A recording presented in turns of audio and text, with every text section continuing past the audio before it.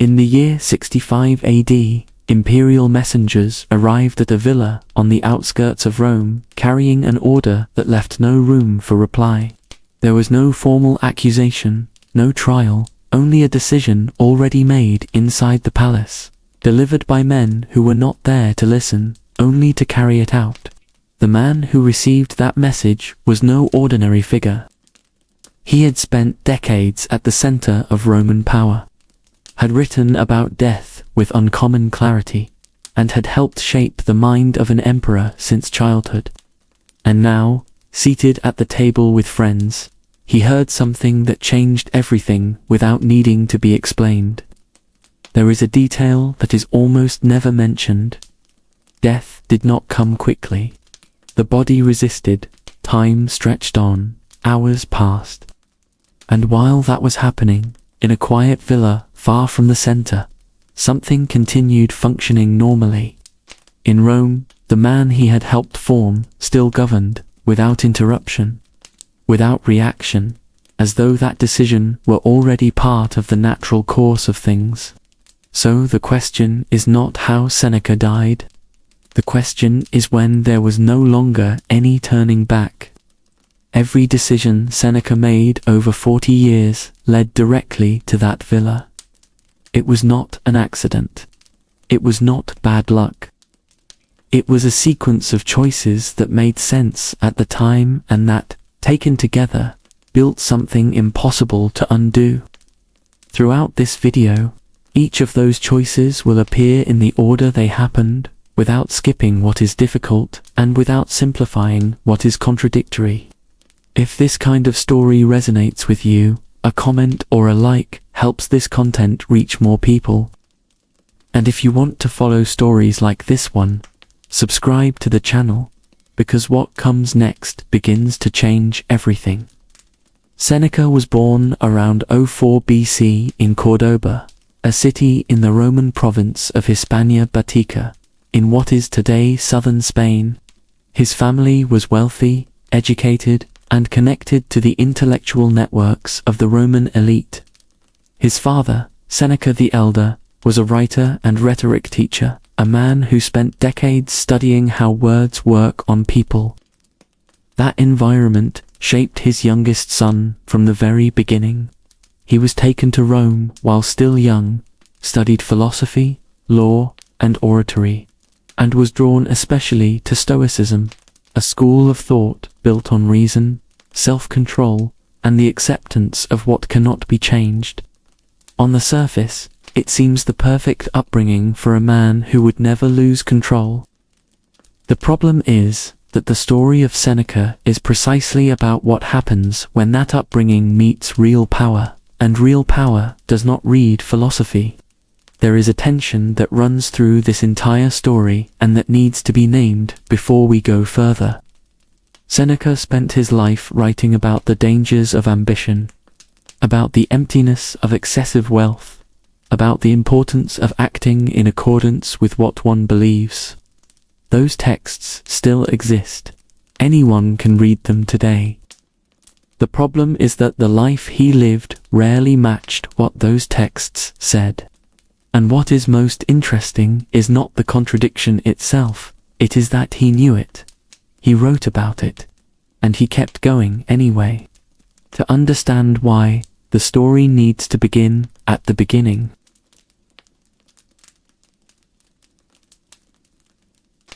Seneca does not begin in Rome.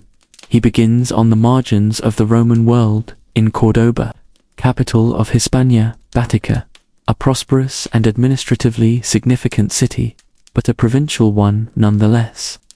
The local elite saw themselves as fully Roman, but that identity had to be constantly reaffirmed across a distance.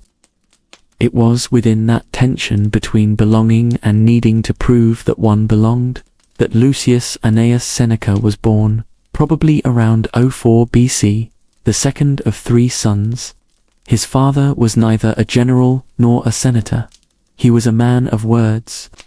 Seneca the Elder spent decades collecting and analyzing the speeches of the greatest orators of his generation, not out of passive admiration, but with the technical interest of someone who wanted to understand how language moves people.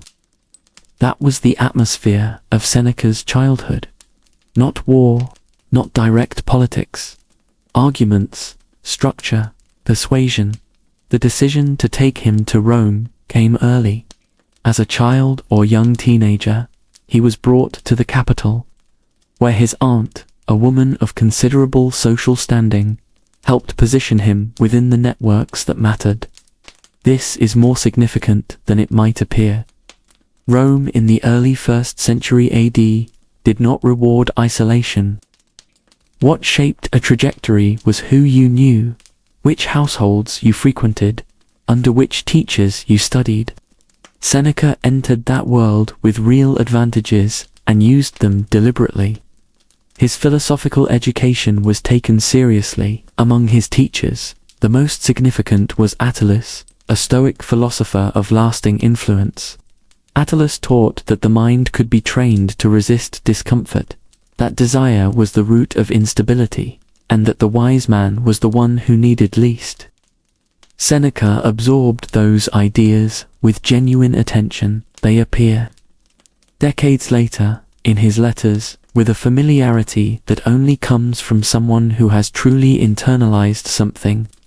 But internalizing an idea and living by it are different things, and that gap begins to show early.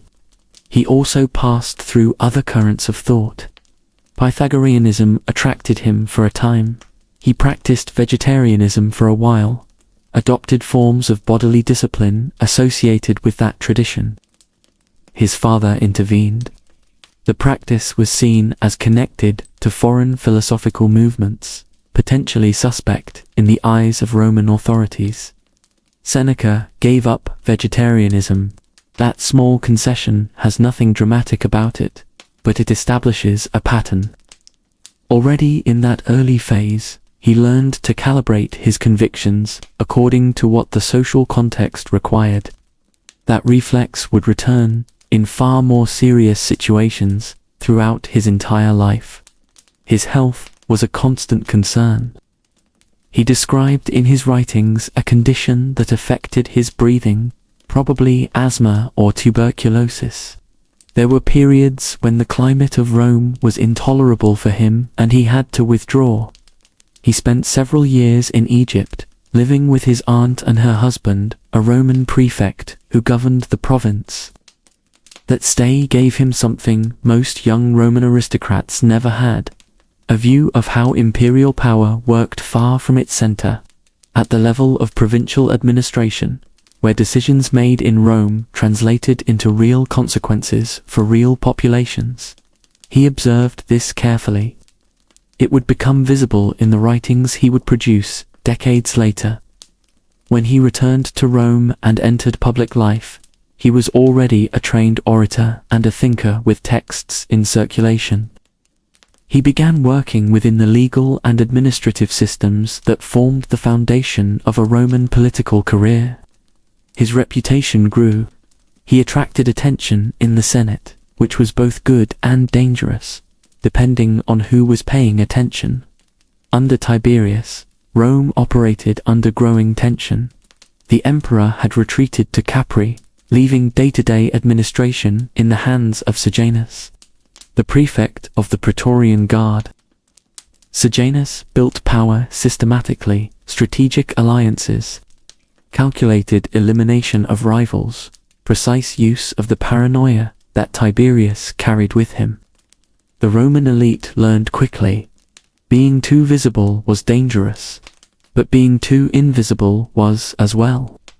The exact balance between the two was what guaranteed survival. Seneca found that balance. He remained close enough to power to stay relevant, and distant enough from the most dangerous conflicts to avoid being consumed by them. That method, proximity without full exposure, would define his way of operating for many years. When Tiberius died in 37 AD, Seneca was already an established figure. What came next would test everything those years had built. And the first test arrived from a direction he had not anticipated.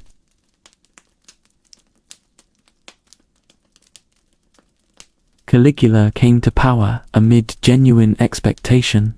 After the final years of Tiberius, marked by paranoia, treason charges, and executions that served politics more than justice, the new emperor was young, connected to a military family beloved by the people, and seemed to represent something different. The Senate exhaled. The streets celebrated. The feeling was that the worst had been left behind. Seneca observed that transition from inside the system. His reputation as an orator continued to grow. By the late 30s AD, he was one of the most recognized voices in the Senate. And it was precisely that recognition that created the problem. At some point during Caligula's reign, the emperor became aware of Seneca's prominence. The exact circumstances are difficult to reconstruct, but the historian Cassius Dio records that Caligula considered having him executed. The reason was not a formal treason charge, nor a direct political dispute. It was simpler and more dangerous than that.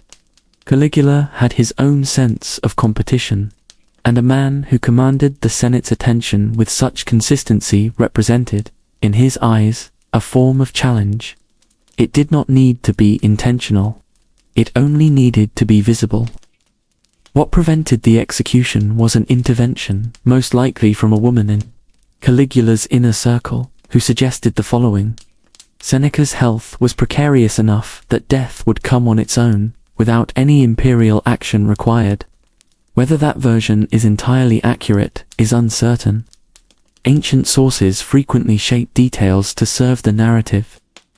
But the central dynamic the episode describes is consistent with what is known about Caligula's reign: arbitrary power, personal resentments expressed through violence, and the constant vulnerability of anyone whose visibility drew the wrong kind of attention.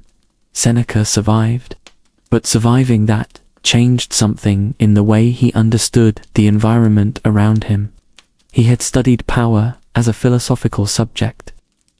Now he had felt what it meant to be within reach of a power that did not operate by stable categories of merit or loyalty. A speech delivered too well in the Senate could become a reason for execution.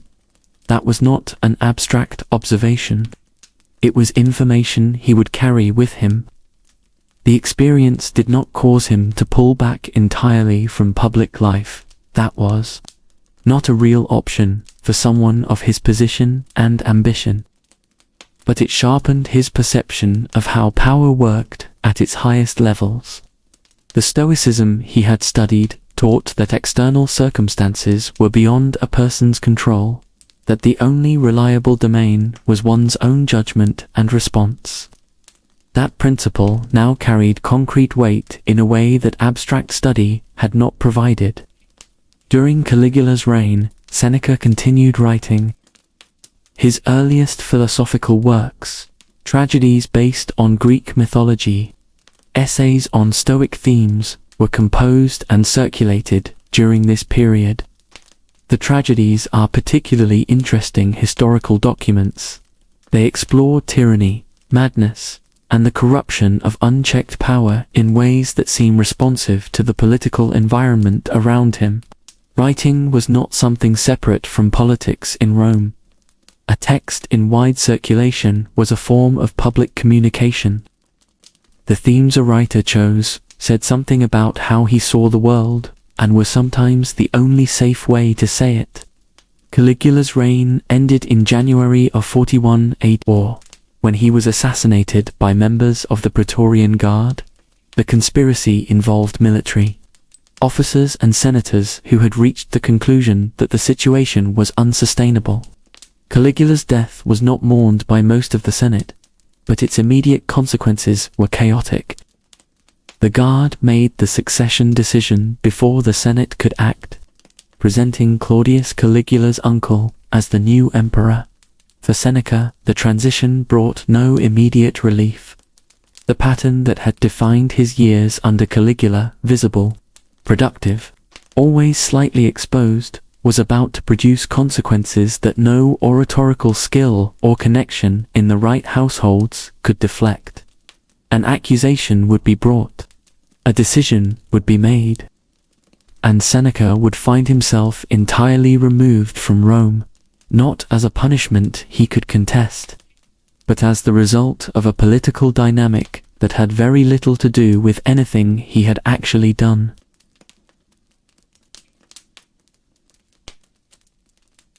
The accusation arrived in 41 AD, shortly after Claudius took power.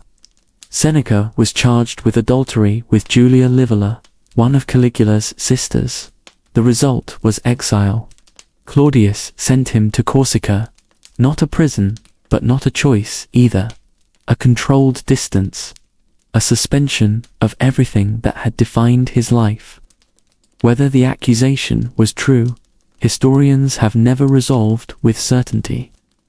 Julia Livilla was herself politically vulnerable at that moment, caught up in the dynamics surrounding Claudius's wife, Messalina, who had her own reasons for wanting certain women removed from imperial influence. The accusation arrived too quickly after the transition of power not to raise questions about its real motivation.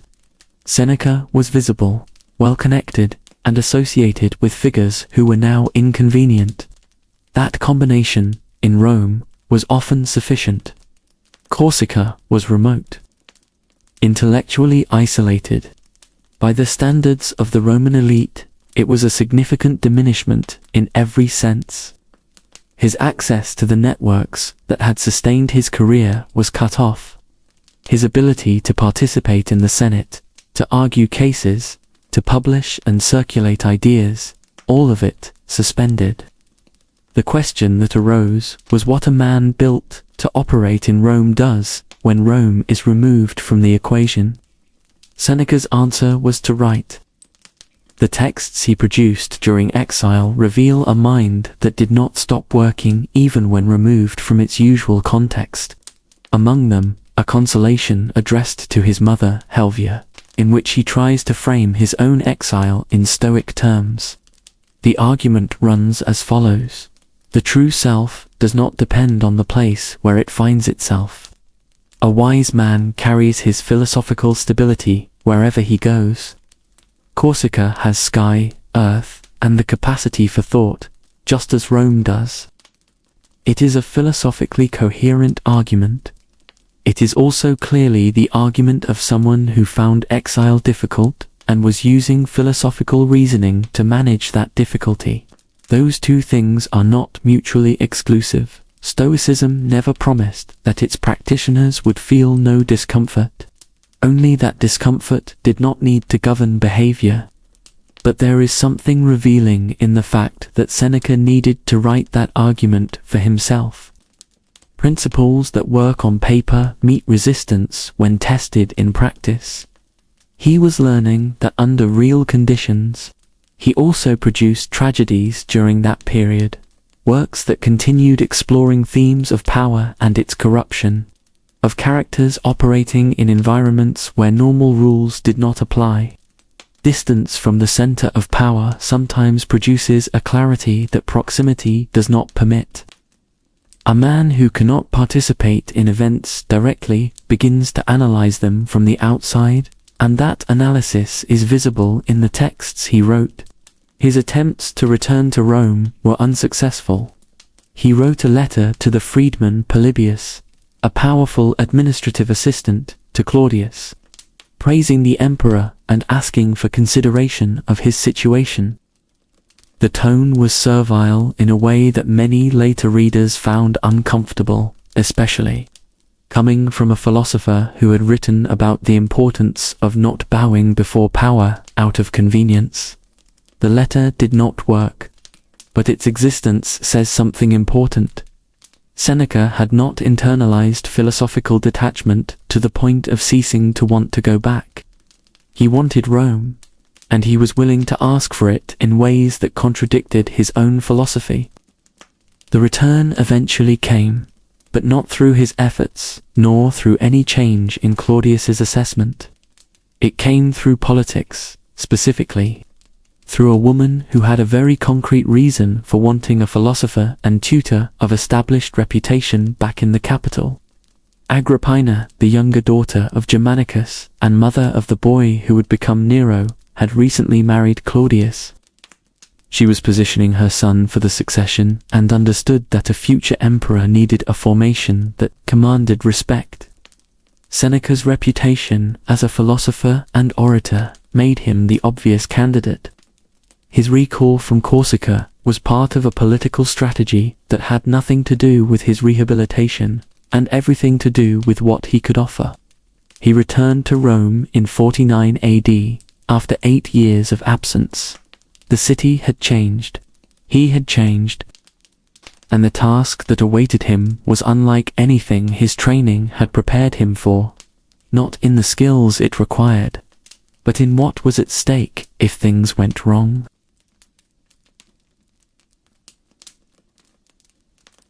When Seneca arrived back in Rome, the arrangement was already set.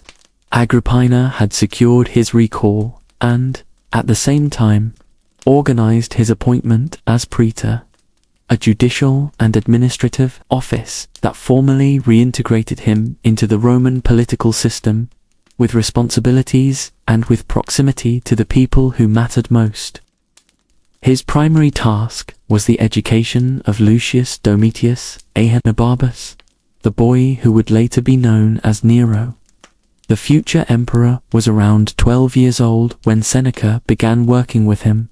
The education was not an isolated pedagogical project. Agrippina had already been carefully maneuvering to position Nero as Claudius's successor rather than Britannicus, the emperor's own son. An heir who was well-formed, capable of speaking persuasively, reasoning clearly, and presenting himself with dignity before the Senate was a more credible candidate for power. Seneca was hired, in essence, to build that version of the boy. Seneca's approach was Stoic in its structure, emphasis on reason, ethical consideration, the importance of controlling impulse rather than being controlled by it. He introduced Nero to rhetoric and philosophy, to reading texts that raised questions about virtue and justice, to the practice of writing and oratory that would be essential for anyone who intended to address the Senate. In these technical dimensions, the education worked. Nero developed real abilities as a communicator and performer. He had genuine interest in art, music, and poetry, an interest that went beyond conventional courtly expectation. But there were already signs, visible in hindsight, even if not fully readable at the time, that the formation was not producing the kind of character stability that Stoic education was meant to generate. Nero was volatile. His enthusiasm could convert into resentment quickly and without clear warning. His responses to correction or restraint were not those of a student absorbing philosophical instruction with the calm patience that Seneca's own teachers had demanded. The problem was not lack of intelligence. It was the environment in which Nero had grown up, with a mother who managed every relationship in terms of power and advantage. Within an imperial structure where violence was a routine instrument of administration, that environment left marks that philosophical instruction could not undo, no matter how careful. Seneca's position during those years was not merely that of a teacher. He was also rebuilding what he had lost during exile. He accumulated significant wealth during that period, a process that would later attract severe criticism, given what he wrote about the dangers of material attachment. His connections to the imperial household gave him access to opportunities unavailable to most Romans. He used them. The contradiction between his philosophy and his financial practice was beginning to take shape, though no one was measuring the distance with much attention at that moment. The figure of Burrus enters the story during this period. Sextus Afranius Burrus was the prefect of the Praetorian Guard, the military formation that provided security to the emperor and whose loyalty was essential for any transition of power. Burrus was a capable administrator, with a practical intelligence that complemented Seneca's philosophical approach. The two developed a working relationship that would become the most important political partnership of the early years of Nero's reign. For now, they operated within Agrippina's strategic framework, useful to her because they were competent and because they were in her debt. Claudius died in October of 54 AD. The circumstances of his death have been debated since. Antiquity sources such as Tacitus and Suetonius suggest that Agrippina may have arranged his poisoning, seizing the moment to secure Nero's succession before any countermeasures could be taken on behalf of Britannicus. Whether those accounts are entirely reliable is uncertain. What is not uncertain is the outcome. Claudius died. Nero was presented to the Praetorian Guard and accepted by it, and before long Nero was the emperor of Rome. Seneca had spent 5 years preparing a boy to be a man capable of governing. Now the theoretical exercise had become real. The question was no longer what a philosopher could teach a student about virtue and moderation. The question was whether those lessons would hold when the student had absolute power and no structural requirement to listen to anyone. That answer would come, but not immediately.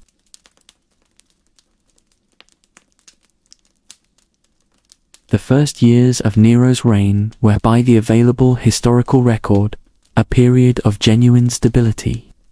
Later sources, writing after the catastrophes of Nero's final decade, sometimes describe this period as the Quinquennium Neronis, 5 years of good governance that even critical voices acknowledged. The classification has been debated by modern historians, but the central observation holds. Nero's early years were not marked by the excesses and violence that would define the rest of the reign. Much of that stability was the result of Seneca and Burrus operating as a coordinated pair behind the emperor. They managed the practical work of government, maintained functional relations with the Senate, and worked to contain Agrippina's attempts to extend her influence over her son's decisions. The relationship between Nero and his mother was complicated from the start. Agrippina had positioned her son as emperor but had no intention of relinquishing control in doing so. Nero, for his part, was young and still building his own sense of authority, but he was not indifferent to the tension. Seneca's role was direct and visible. He wrote speeches that Nero delivered, including the address to the Senate that followed Claudius's death, which was well received and established a tone of cooperative respect between the new emperor and the governing body. When the Senate heard Nero speak in those first months, it often heard ideas and constructions that Seneca had shaped. The emperor spoke, the philosopher had written what he said. Burrus handled the Praetorian Guard and the military dimensions of administration. Between them, Seneca and Burrus created a buffer between Nero's impulses and the direct exercise of imperial power. When Nero wanted something done quickly, without sufficient consideration, one or both of them found a way to slow the process, reframe the question, or redirect the energy. It was a form of management that demanded constant attention, and it worked, as long as Nero chose to allow it to work. The Senate responded positively. The contrast with the final years of Claudius, marked by the influence of powerful freedmen and administrative unpredictability, made Seneca's more structured approach welcome. Senators who had spent years with limited influence discovered that their formal role had been, at least partially, restored. They could deliberate, they could offer counsel. They were, within limits, heard. Nero himself showed genuine interest in certain areas of governance. He was attentive to judicial proceedings and expressed concern for the treatment of individuals, within the justice system. These are not the behaviors of someone entirely indifferent to good administration. Whether they reflected deep conviction or the successful absorption of the education he had received is harder to determine.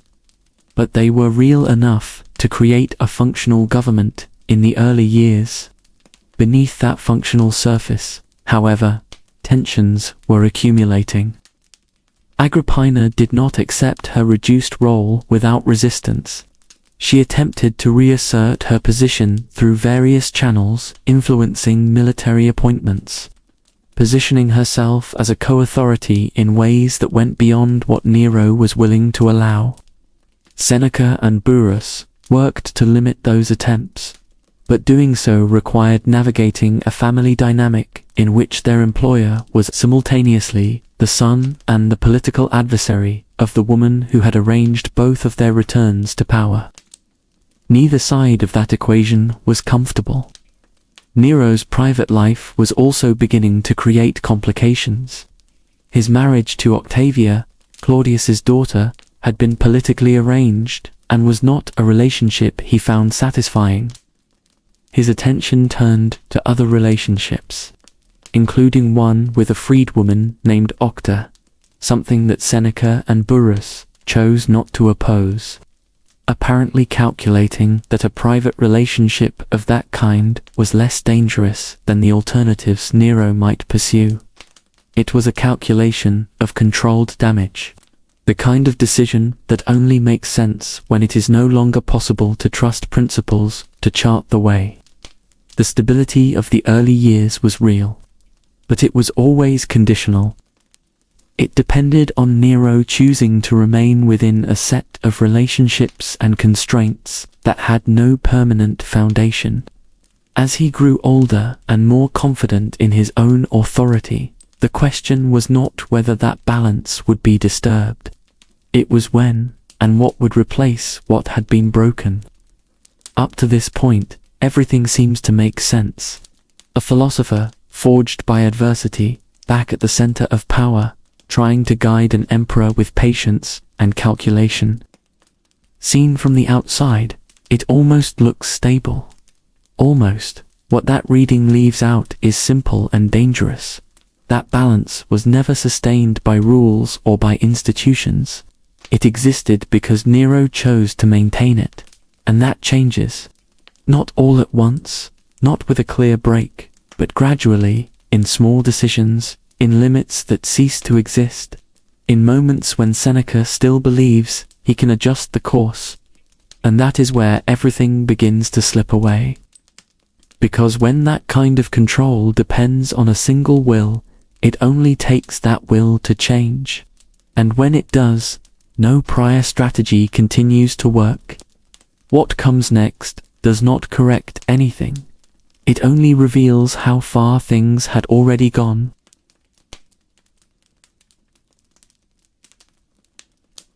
The assassination of Agrippina was not an impulse. It was a decision that Nero had been building toward over months, through smaller confrontations and resentments that had accumulated without resolution. By 59 AD, the relationship between the emperor and his mother had deteriorated beyond any functional repair. Agrippina's attempts to maintain influence over her son had become, in Nero's perception, a form of opposition to his authority. Within the Roman imperial system, that was a problem without any intermediate solution available. The chosen method was a staged accident at sea. A boat designed to sink in a controlled manner, in waters near the coast, so that the outcome could be presented as accidental. Agrippina survived. She swam to shore. When the news arrived, Nero sent men to complete what the boat had failed to accomplish. She was killed at her own villa. The immediate political consequence required management. The death of an imperial mother needed to be explained in terms the Senate could formally accept, even if most senators privately understood exactly what had happened. Seneca was tasked with writing Nero's letter to the Senate, the official version of events that would shape the public record. This is the most analyzed moment in Seneca's career, and the discomfort it generates is entirely legitimate. A man who had written extensively about the ethical life, about the importance of acting in accordance with virtue, about the dangers of complicity in wrongdoing, wrote a document justifying matricide. The letter presented Agrippina as a threat to the state, cited an alleged assassination plot against Nero, and framed the outcome as the prevention of a greater catastrophe. The Senate formally accepted it. No one believed it. Seneca did not abandon the government after writing that letter. He stayed. He continued advising. He continued operating within the same structure he had helped build. In the philosophical writings he produced in the years that followed, he returns repeatedly to questions about when withdrawal is possible, when participation in a corrupt system becomes its own form of corruption, what a person owes to their own conscience versus what they owe to the practical circumstances around them. These are real questions, worked through with philosophical seriousness. But none of them changed the fact that he had stayed, and that staying, at that specific moment, had cost something that could not be recovered. Within the imperial court, and among the Roman elite, Seneca's position became more complicated. He was still formally powerful, but the moral authority that had given his writings their particular force was now harder to separate from the context in which he operated. He had written the letter. He had signed off on it, that would remain on the record. Nero, for his part, experienced the consequences of the assassination in complex ways. Early accounts suggest a kind of psychological turbulence, an acknowledgement of what he had done, even within the logic that had led him to act. That turbulence passed. What took its place was not guilt. It was a growing confidence in his own capacity to act without restraint. The filter that Seneca and Burrus represented still existed formally. But Nero had discovered that he could operate without it when he chose, and he had done exactly that. Burrus was aging and ill. His physical presence in the government was becoming less consistent. Seneca felt the loss of the practical counterweight that Burrus represented. And within Rome, the voices that had observed his accumulation of wealth with skepticism now had an additional argument. It was not merely wealth. It was proximity to an act that most people in the city understood for what it was. Seneca had survived another threshold, but the way in which he had survived it would define how the years that remained would be understood, both by the people around him and by the historical record that followed.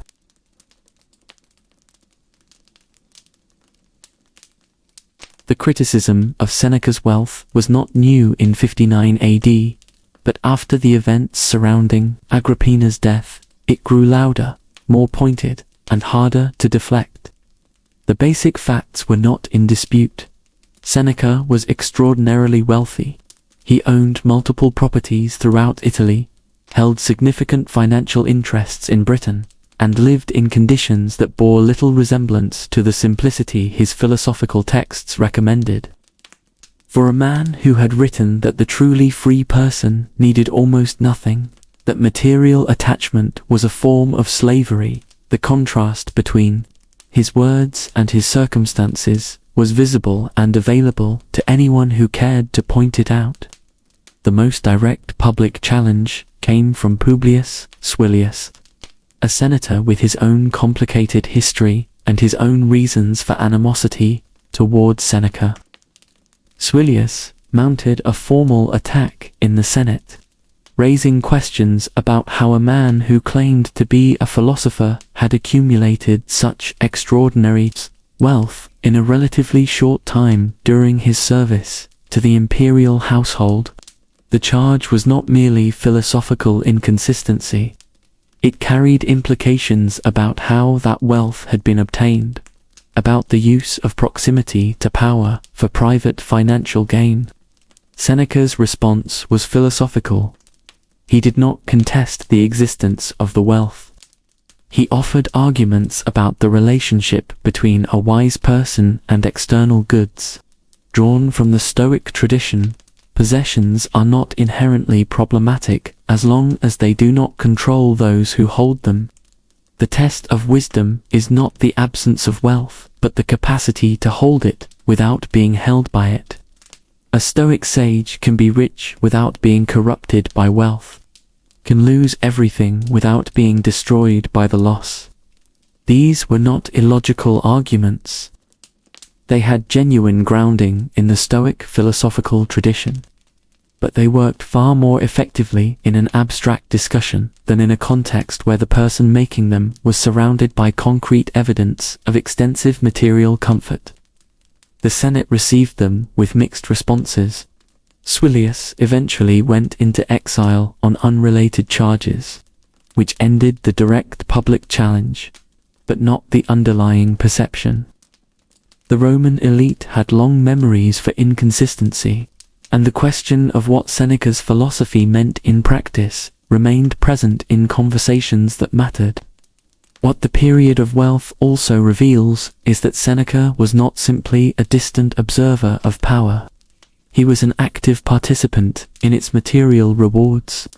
His position as an advisor gave him access to information, relationships, and opportunities that translated directly into financial advantage. The connection to Britain was especially significant. He had extended substantial loans to tribal elites in the province, and the abrupt calling in of those loans, according to some ancient sources, was one of the factors that contributed to the revolt led by Boudicca in 60 AD. Whether Seneca's financial involvement in the British crisis is fully accurate as described remains an open historical debate.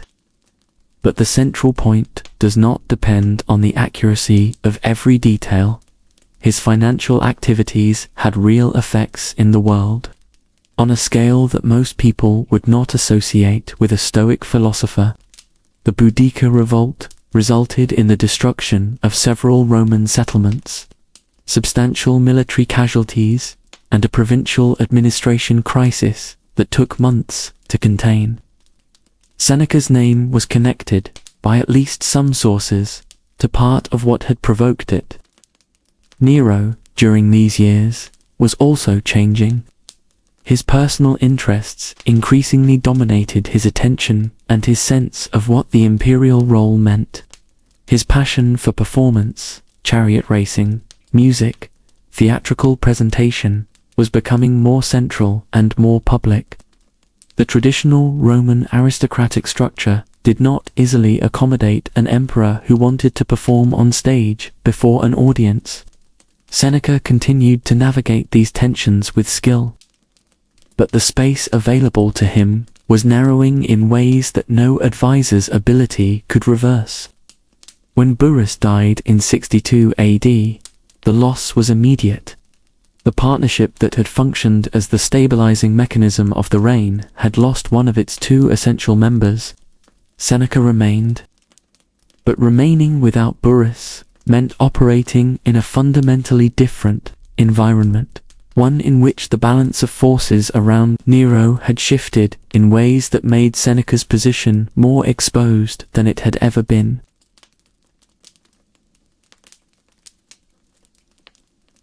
Burrus died in the early months of 62 AD.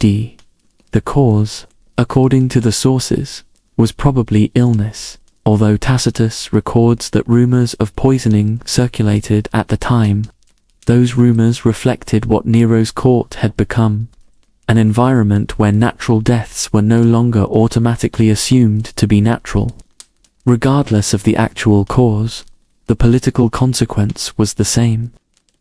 The most reliable operational partner Seneca had had for nearly a decade was gone. Nero acted quickly. Tigellinus was appointed the new prefect of the Praetorian Guard. The choice was not accidental.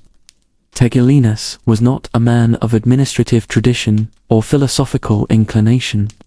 He was someone who understood power in its most direct form, and who had built his relationship with Nero on the basis of shared appetites, not intellectual guidance. Where Burrus had functioned as a stabilizing presence, Tigellinus functioned as an accelerant. He encouraged Nero's impulses rather than moderating them, and he understood that his position depended on remaining closer to the emperor's preferences than anyone else.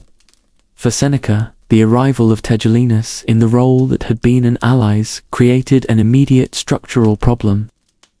The informal partnership he and Burrus had maintained for nearly a decade depended on both of them having sustained access to Nero and sustained credibility in his eyes. Burrus had provided the military and security dimension of that access. Without him, Seneca's position was more singular, more exposed, and more dependent on Nero's continued personal appreciation for philosophical counsel, something that had been declining as Nero grew more confident in his own judgment. Seneca tried to manage the transition. He continued his advisory functions. He continued writing.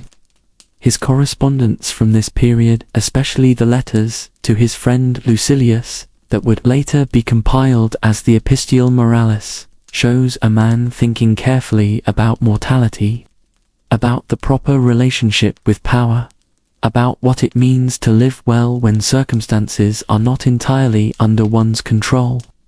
The letters are not written from a position of security. Read in hindsight, they seem to be those of a man working through the philosophy he will need to face what is coming, without yet knowing exactly when it will arrive. The political environment around Nero in 62 AD was also shifting in other ways. The emperor decided to divorce Octavia, the wife who had been politically arranged and whom he did not find the relationship satisfying. The divorce, Octavius' subsequent exile, and what followed were connected to Nero's relationship with Poppaea Sabina, a woman of considerable intelligence and ambition who had become the most important presence in his personal life. Poppaea was not an ally of Seneca. Her influence over Nero moved in directions incompatible with the careful management that Seneca had practiced for years. The pattern was becoming clearer. Nero was operating increasingly on the basis of his own preferences and perceptions, without the filtering process that Seneca and Burrus had provided. Decisions were less mediated, more immediate, less connected to the structures of Roman political tradition. And Seneca, who remained formally present, but with drastically reduced real access, was beginning to assess what this meant for his own position. The philosophical tradition he had studied offered a relevant concept for that situation, the point at which continued participation in a corrupt system becomes its own form of error. Stoic thinkers had addressed that question. Seneca himself had written about it. The difference was that it was no longer an abstract question he examined from a safe distance. It was the central question of his own situation, and he had not yet made a decision about it.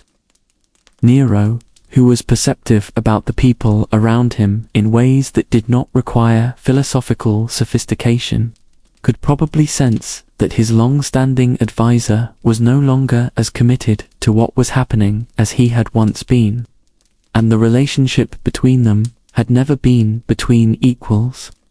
It had functioned within an implicit understanding. Seneca provided value, and Nero was the one who decided how much that value was worth. As 62 AD moved into 63 and 64, that calculation was changing. And Seneca had no mechanism to prevent it from changing. The next move would have to be his.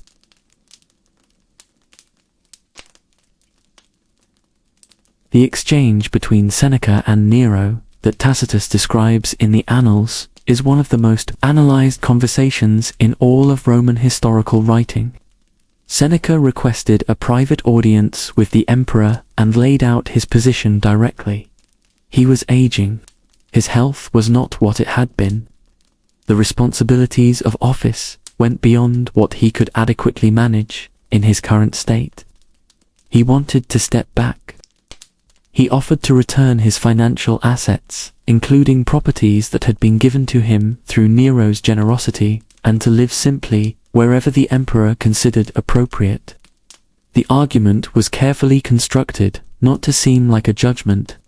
Seneca presented the request as personal limitation, not dissatisfaction with the reign. He did not frame it as a withdrawal of trust. He framed it as the natural conclusion of an old man recognizing his own diminished capacity. It was the most palatable possible version of a message that, in essence, said, "I want out." Nero's response was equally carefully constructed. He praised Seneca extensively. He credited him with fundamental contributions to the success of the early reign. He acknowledged his philosophical guidance. He expressed personal gratitude in terms that sounded genuine.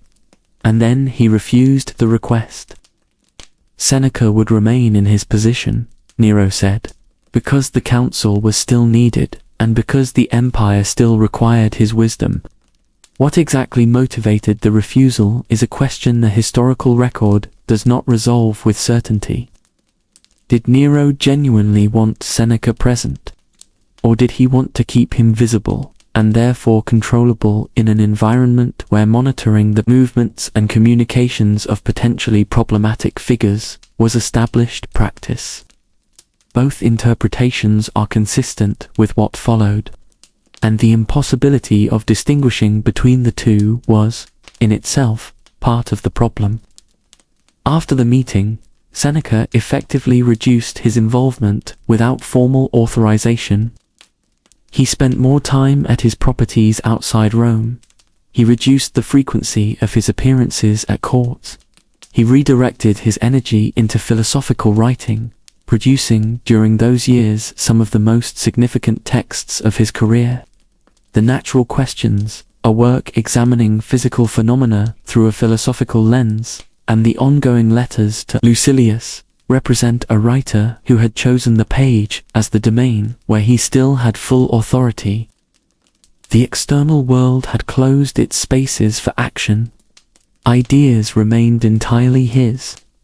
The Rome he was leaving behind was becoming increasingly difficult. In 64 AD, a catastrophic fire swept through significant parts of the city, destroying residences and commercial areas, and leaving a considerable portion of the population homeless. The fire was one of the defining events of Nero's reign, and the question of its origin was immediately contentious. Nero was not in Rome when the fire started. He returned as it spread and purportedly organized relief efforts. Rumors that he had been responsible, or that he had failed to respond adequately, circulated almost immediately and proved extraordinarily persistent. The consequences of the fire included the rebuilding of parts of Rome in configurations that significantly expanded imperial property. The Domos, Area, the Golden House, was one of the results of that reconstruction. A palatial complex of extraordinary scale that replaced destroyed residential and commercial areas. For Romans rebuilding their own homes and businesses in the post-fire period, the visible expansion of imperial luxury was not received without comment. Nero's response to the political pressure generated by the fire included identifying a group to hold responsible for the disaster. The Christian community in Rome was targeted, accused of arson, subjected to punishments that ancient sources describe with considerable violence. That episode represents the first recorded instance of Roman imperial persecution of Christians as a distinct group. Seneca was in Rome during that period. What he privately thought about it cannot be reconstructed from the surviving record. What is clear is that by the end of 64 AD, Seneca's position was almost entirely nominal. He was formally still an advisor. In practice, he had no real access to Nero's decision-making process and no capacity to influence the direction of events. He had asked to withdraw and been refused. He had reduced his involvement to the maximum extent possible without formal authorization. He was waiting, perhaps without full awareness of what he was waiting for, in a situation that had no clear resolution available to him. The resolution came from outside. And it came in 65 AD, through a conspiracy that would change everything.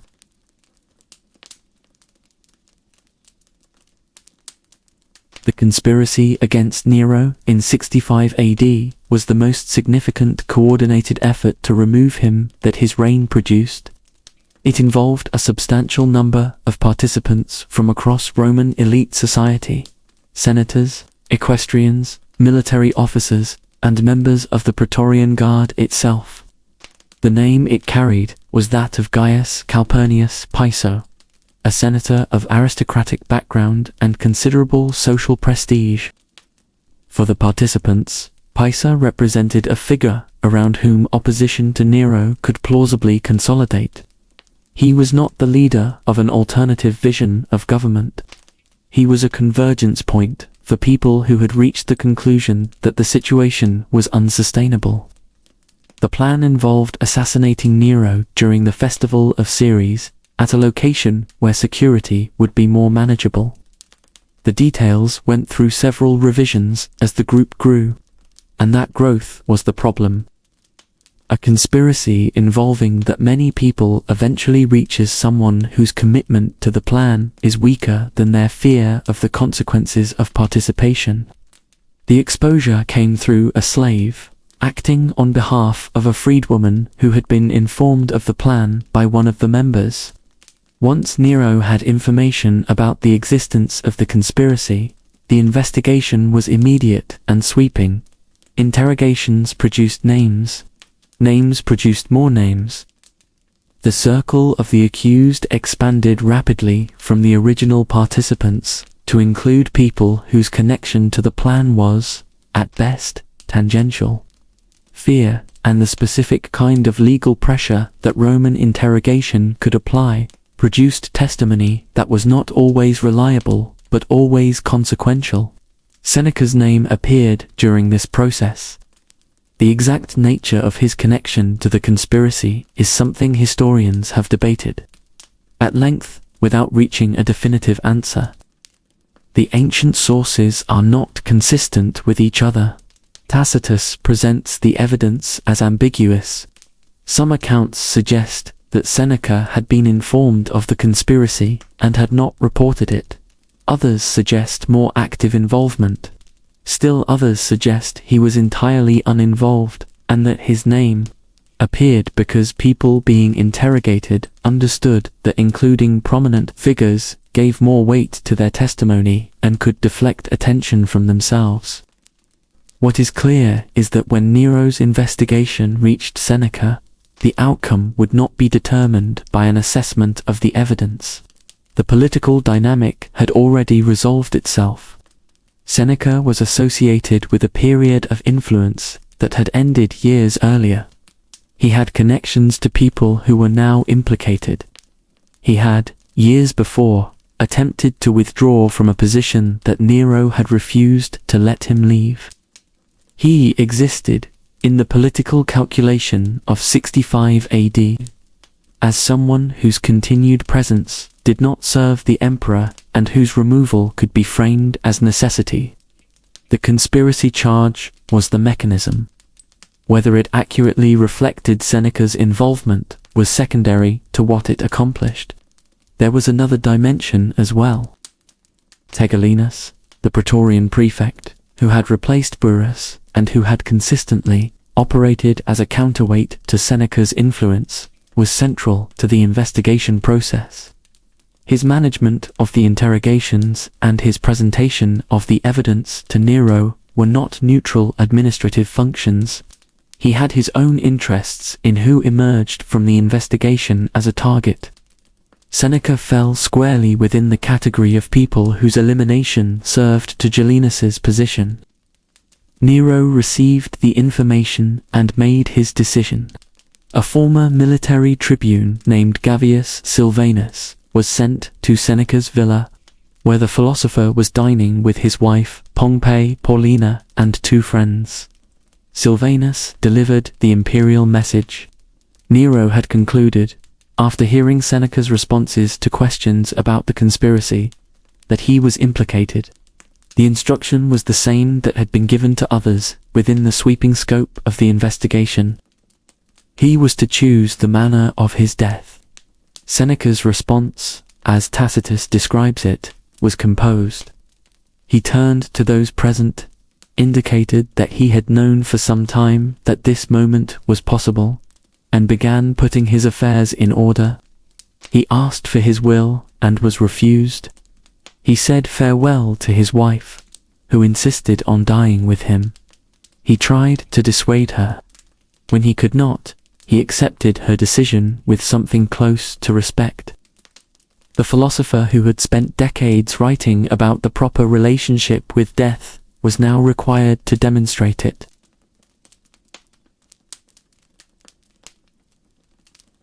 Tacitus's account of Seneca's death is one of the most detailed and carefully composed passages in the Annals. It reads like a document written by someone who understood the significance of that moment, not merely as a political event, but as a kind of final examination in which the philosopher was given one last opportunity to demonstrate the principles he had spent his life describing. Whether the account is fully accurate in every detail is a separate question. As a reconstruction of what observers remembered and reported, it carries its own historical weight. Seneca cut the veins of his arms, his body weakened by age, by the physical effects of years that had included exile, illness, and a progressively reduced constitution, did not bleed freely. The blood came slowly. He cut the veins of his legs as well, with the same result. He asked a physician present to provide hemlock, the same substance that had ended the life of Socrates in Athens for centuries earlier. The comparison was one that Seneca himself would have recognized. Tacitus clearly understood it when he recorded it. The hemlock did not work as expected. His limbs were cold, and the circulation was insufficient for the poison to move through his system effectively. He was eventually taken to a bath, where the steam was used to accelerate the process. He died there. His wife, Pompey Paulina, had cut her own veins as well. When Nero received the news, he sent orders for her wounds to be bandaged, whether out of something resembling care, or out of a preference for controlling who died and when, is not recorded. She survived. Ancient sources note that she never fully recovered, and that she carried the pallor of that day for the rest of her life. The physical difficulty of Seneca's death is one of the elements that remains in the account. It was not quick, it was not clean.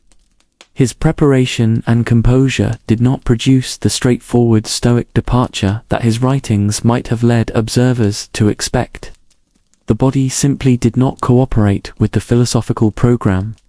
What he maintained, according to Tacitus, was his mental composure throughout the entire process.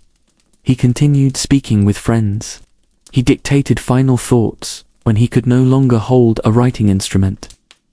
He addressed those present with the same calm, deliberate quality that had characterized his communication throughout his public life. There is something in that account that goes beyond performance. A man who had written extensively about the difference between fearing death and simply dying, who had argued that the anticipation of death was almost always worse than the reality, was discovering in real time the relationship between those positions and the concrete experience. His writings had been tested theoretically against his own reason for decades. Now they were being tested against something that reason could observe but not control. The friends who were present, and who later provided the accounts Tacitus drew upon, had witnessed something that could not be fully categorized in the terms that Seneca's philosophy provided. He had not panicked. He had not pleaded. He had not tried to bargain or place blame on others. Those are the Stoic criteria for a death well met. But the process had been prolonged and physically difficult, which introduced dimensions that Stoic philosophy described in terms of indifference, but that human observers found hard to receive as simply indifferent. His body was cremated without ceremony, in accordance with instructions he had left years earlier, when his position had already given him reasons to think about such provisions. The villa where he died fell silent. The men Nero had sent to ensure the execution returned to Rome. The reports were delivered.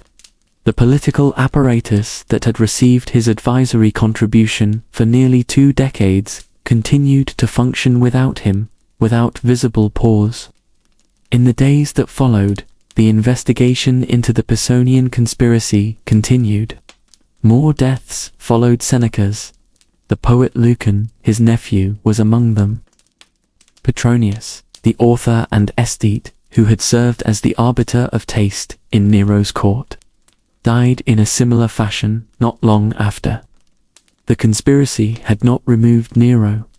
Its discovery had given him the mechanism to remove all those whose loyalty he had reason to question and several people whose loyalty he did not question, but whose existence was inconvenient for other reasons. Seneca's death did not end anything. It was part of a sequence that would continue until the end of that sequence itself became inevitable. That end was still 3 years in the future.